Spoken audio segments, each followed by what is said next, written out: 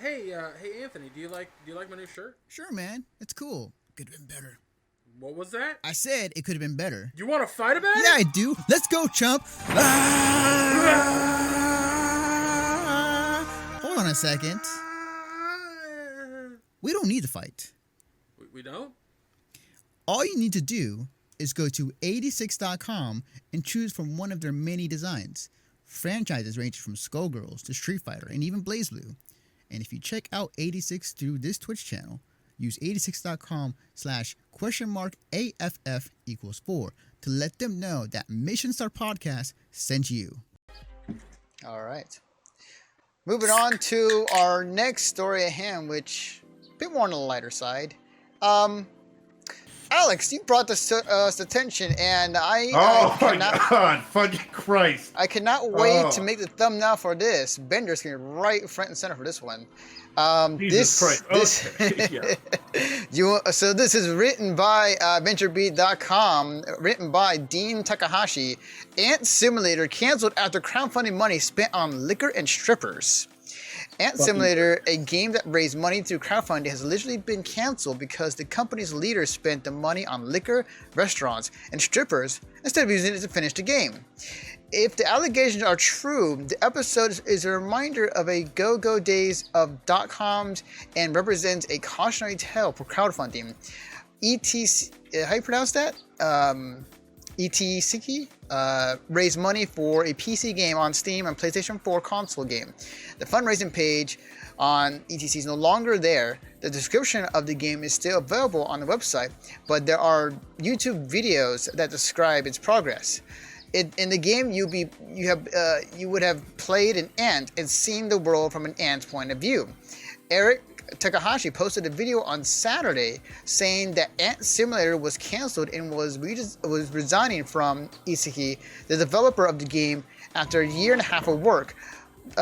Takahashi, I cannot pronounce the name, was the programmer on the project and said he worked on the project for more than a year. Quote, "This is going to be the worst video I have ever had to make," he said. Ant Simulator is going to be canceled. I can't work on Ant Simulator anymore. I recently found out my ex-business partner was secretly stealing company money. They had secretly spent the overwhelming majority of both our Kickstarter money and the Ant Simulator investment money on liquor, restaurants, bars, and even strippers. This is the reason it has become extremely clear to me that I cannot have my career associated with these guys. Holy shit. That's such a fucking clusterfuck. Jesus Christ. So first off, Star Citizen. What the fuck, guys? I'm not even gonna get into that, or I'm gonna try not to. But fucking Star Citizen. Okay. I have rung this The bell. development's taking forever, Anthony. That's all. I have. Okay. Don't even get me started on their development cycle. But okay, I have rung this bell so many times to so many people. It's fucking disgusting. I have tons of friends in the video game community, in the game development community, who just want to throw bricks at my head whenever I start to go into this shit. It's one of those things that's just like, you all need to listen to this. Stop funding games that you do not know are going to actually come to fruition. Please. I understand the desire. I 100% get it. I really do.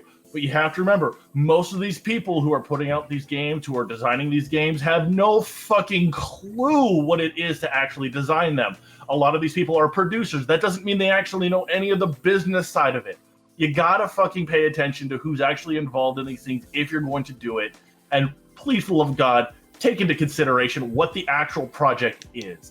So many of these games are MMOs who are raising, $200,000. There's no fucking way they're ever going to be able to do this. And you have to remember, too, once they have your money off a Kickstarter, that's it. It's gone. There is no recourse. If they fund, your money is gone. And if they give you nothing, if you're lucky, you can maybe get a class action lawsuit. Doesn't mean you're actually going to get anything, ever.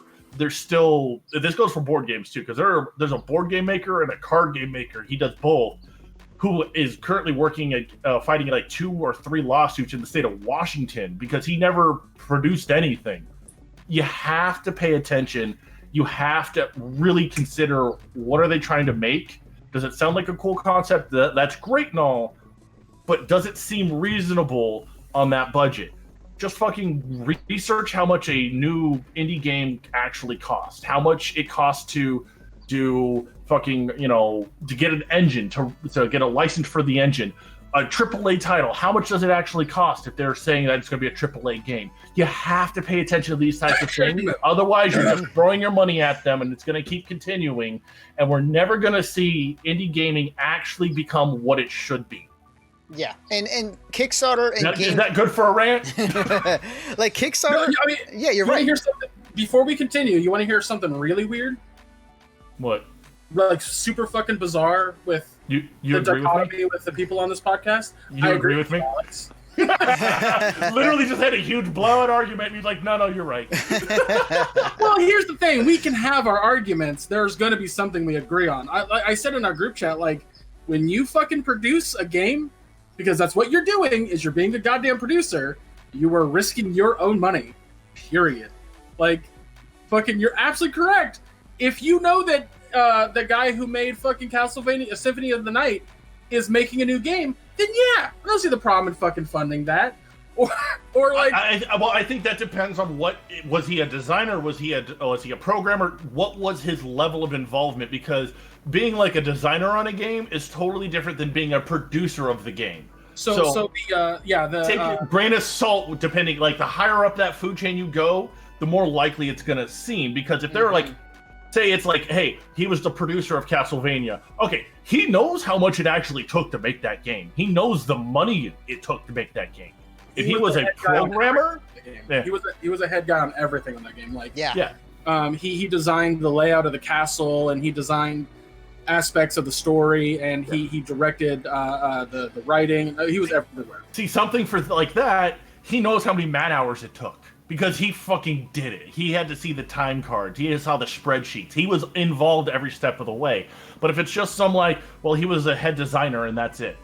I don't know about that. He was a lead programmer. I don't know about that. If Cliff Bleszinski came out and said, hey, I'm doing a Kickstarter for a new game, I'd be very, very skeptical. Yeah. Like, I love Gears. I really do. I love Gears of War. But just about everything after that was a bit iffy, and right. So I would be very skeptical. But like you're absolutely correct. Like, do your fucking research. Yes, do a absolutely. little bit of information before you just throw money at something because it looks cool.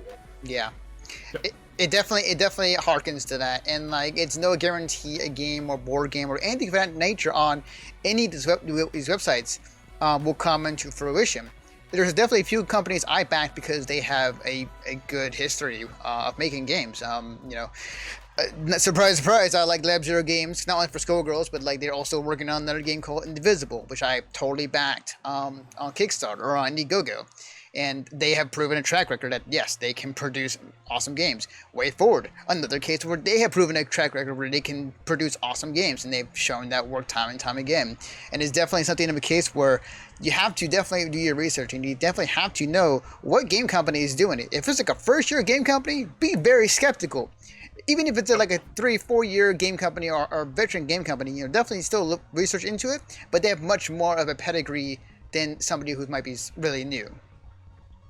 Well, and also let's throw this one back to one of the original Kickstarter video game projects. Ouya.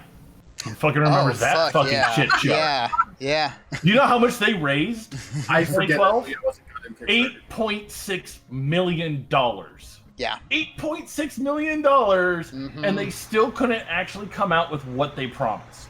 Yeah. I understand research and development. That was insane. But what the fuck? I don't remember if I was on a stream, Alex, or if it was like another podcast or something, but I hearkened funding a Kickstarter very similar to how producers in the movie industry give money to somebody wanting to make a movie. They have to be a little bit proven. They have to show their body of work, and they have to have there's a reason that that studios don't just give fucking Joe Schmo off the street $100 million to make their movie. There's a reason that exists, and I would argue time and time again that if you are an indie developer, don't go to Kickstarter, because this could, like with what happened with Ant Simulator and that one guy, like that could happen for you.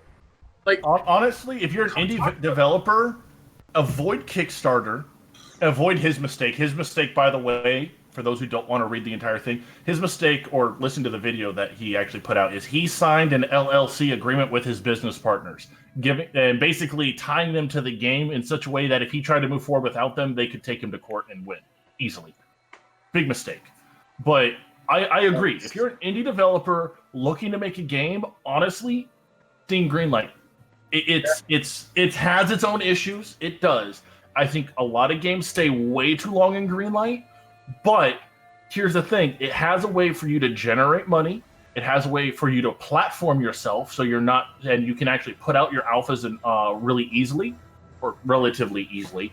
And it gives you a lot of visual aspect because you're on Steam. Steam is hands down the biggest platform in gaming, period.